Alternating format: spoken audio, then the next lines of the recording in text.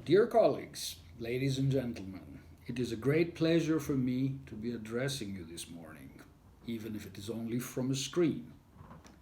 My thanks go to the Institute and its executive director and old friend, Igor Belikov, for inviting me to open this important event.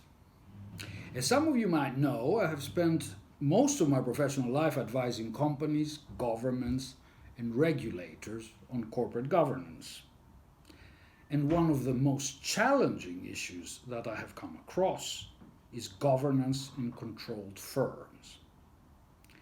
This used to be more of an issue in emerging markets than in mature OECD markets, and was much less of an issue in the so-called Anglo markets. It has always been, and still is, the main corporate finance and governance issue in Russia, following the wild privatization days of the 1990s. That is why I have chosen it as the main subject of this brief speech. But I will not talk to you about what is happening in Russian-controlled companies. You know that much better than I do. What I will try to draw is some broad conclusions from the international experience on this topic that might be of interest also to Russian companies going forward. Surprisingly, the governance of controlled companies is becoming an issue also in the most developed of markets, and first and foremost in the US. Now consider that most of Europe has long lived in a universe of where a big percentage of the listed population is controlled, and you will see why this is now a big issue everywhere. How did controlled companies become an issue in large developed markets in the OECD, especially the Anglo markets? In the last 15 years or so, the corporate finance food chain, so to speak, has changed everywhere, and most of all in the US. Research shows that holding times for private equity and venture capital have considerably lengthened.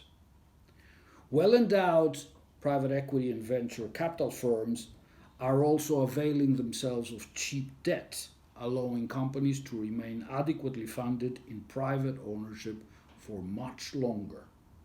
Of course, the public markets are still the main exit for the biggest and best of these privately held companies. After all, that is where the money still is. OECD and others suggest that the rough value of equity markets is about 85 trillion in this world, while that of private equity is roughly 5. But unlike the past, these private unicorns, the big ones above 1 billion, come with entrenched controlling shareholders, something that was typically not the case, at least for a long period of time, in these markets. Multiple voting shares have become a staple in technology sector listings, with founders of companies such as Facebook, Tesla, Snapchat, and almost WeWork. US companies have joined what has been a growing trend elsewhere. As I mentioned earlier, the Wallenbergs of Sweden, which have always controlled through multiple voting shares a big part of this country's economy. Mandatory double voting rights in France, and much discussion elsewhere, including in the least likely place, the UK, where I'm speaking to you from. So why do 21st century US companies go Russia's way? The defenders of controlling shareholders point to several important benefits that controllers bring. First, what I would call the founder's vision. In companies that have been a brainchild of a visionary leader, his, and more rarely her, presence is considered to be a valuable going forward, or rather so valuable going forward that the public investors are supposedly ready to trade control rights with the visionary leader himself continuing to lead without any obstacles. From a strict corporate governance perspective, this approach might be even more pernicious than the traditional Russian way, because there is an asymmetry between the economic exposure of the controller and the control right that they have, rather than the symmetric exposure, one to the downside and to the upside, that one finds in Russia. The second benefit of common controllers is a classic governance benefit. Because of their power, controllers can demand and get managerial accountability, both as regards executive performance and adequate incentives for executives. In the language of governance theory, they are very strong principles and can get better alignment from their agents, the management. The main problem in widely dispersed corporations, where shares are widely dispersed, led by independent non-executive directors, is precisely that there is a huge informational asymmetry between these part-time outsiders and the management. The end result is that the board essentially is captured by management instead of holding the latter accountable. Controllers, in principles, face fewer such asymmetries and would be much better placed to address agents acting on their own rather than on the principal's interests. But the problem with controllers is that while they might be better at monitoring management, the alignment is with their interest, not necessarily with those of other shareholders or stakeholders. The main problem with controlling shareholders has always been the pursuit of what we call private benefits, not the interests of the company as a whole. This, as you all know, has been a key issue in the Russian market since the 90s. While things have gotten somehow better since then, those heady days of tunneling, self-dealing through related party transactions, and various other forms of corporate piracy, these issues are still present and perceived as risk by minorities, especially those brave foreign investors that are willing to enter the Russian markets.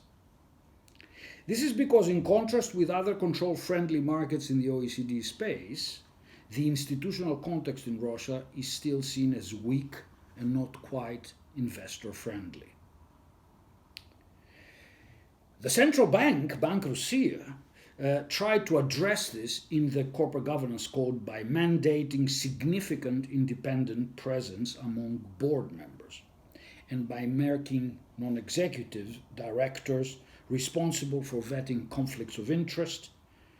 Indeed, self-dealing by management and or the controllers is the main reasons that independent non-executive directors were invented. In recent years, an important element has been added to the control toolkit of independent directors, and it will become more prominent in the coming few years: technology.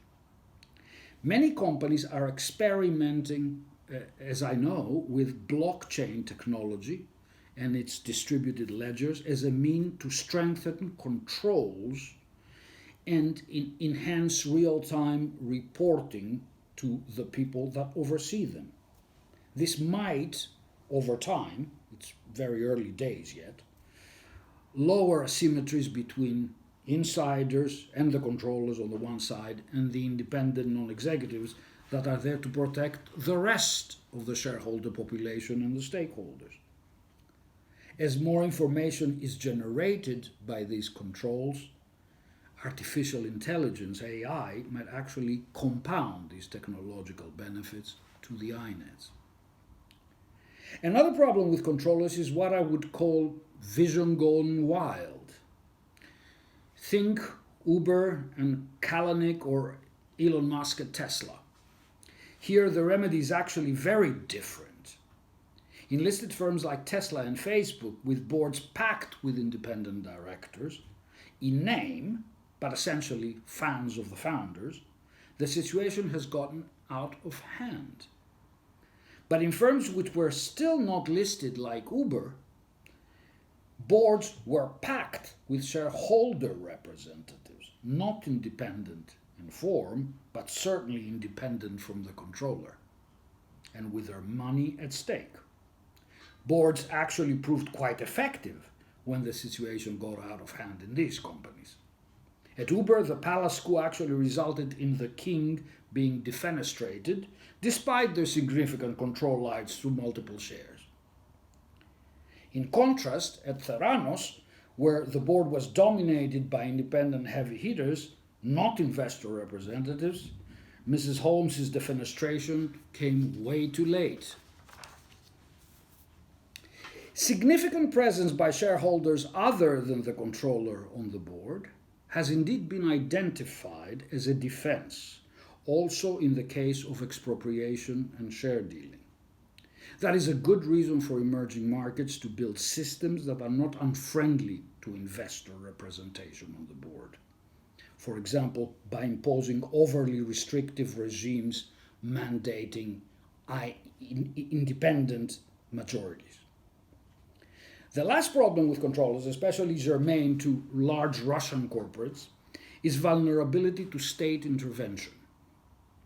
In the past, many authors argued the opposite, that strong controllers are better at defending the company from alien expropriation in low-trust, institutionally weak business environments.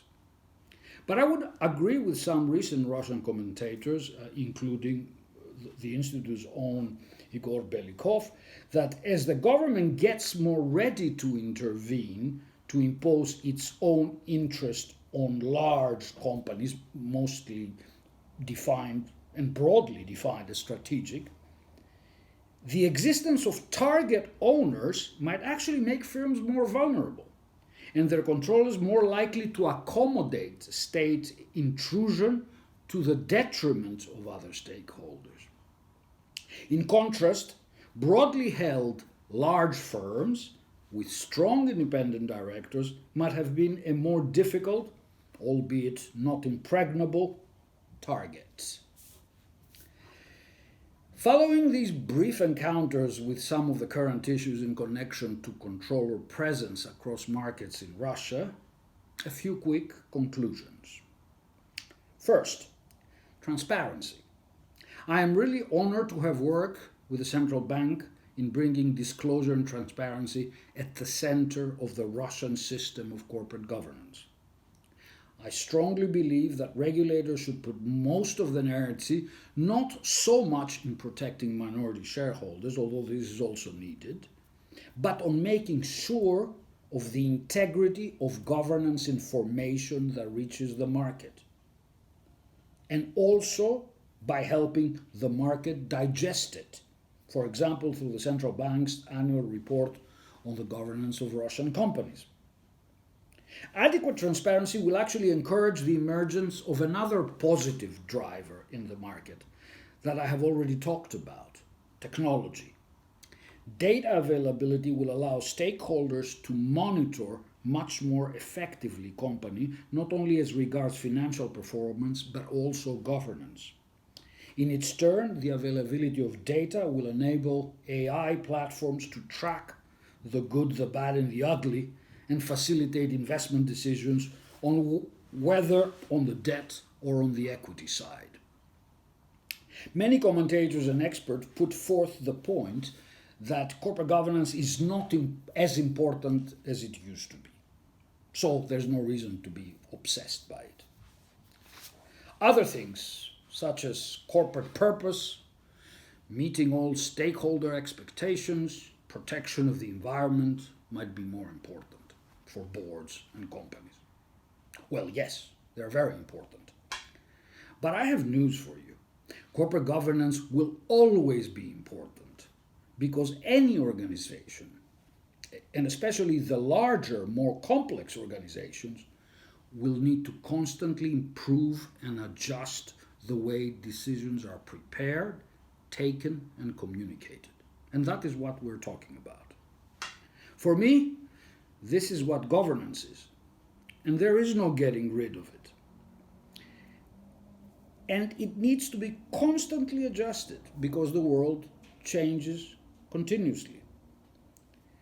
Whether it is because foreign institutions are less present in the market and the state is more intrusive and sometimes predatory, or whether, because the mighty entrepreneur is getting older and will need to engineer an effective transition to the next generation, or a significant market-based liquidity event, governance will always need to reflect changing reality.